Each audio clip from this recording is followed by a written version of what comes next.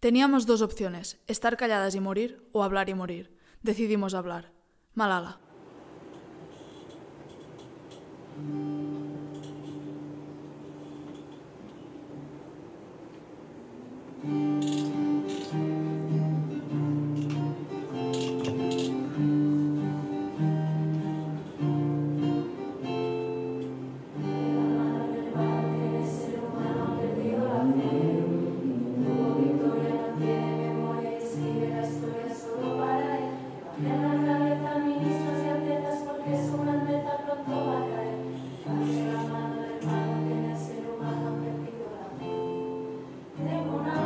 Las caderas, un padre que cuida la obra, la hermana mayor que estudió y emigró y parece que no importa a nadie.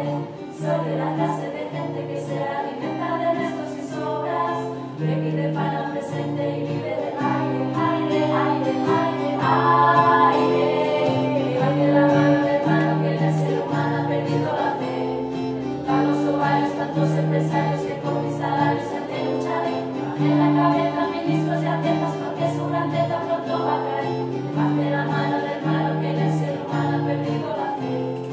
A lomos de una bandera, vamos soltando los mares del miedo, sabiendo que nos espera en la frontera el odio y la sangre. Tanta ceniza en los ojos como arrugados tenemos los dedos, y una bandera que solo nos grita que hambre, hambre, hambre, hambre, hambre. Levante la mano del hermano que en el ser humano ha perdido la fe. De sus tierras por culpa de guerras, destine las piedras del amanecer. En la cabeza ministros y atletas porque su grandeza pronto va a caer. Levante la mano del hermano que en el ser humano ha perdido la fe. Tengo 2 hijos, un gato y un ex marido que cree que soy suya. Una orden de alejamiento y cerraduras en todas las puertas. Recuerdo que aquella noche llegó muy tarde el coche patrulla. Y ahora sorprende mi cuerpo cuando estoy muerta, muerta, muerta, muerta, muerta.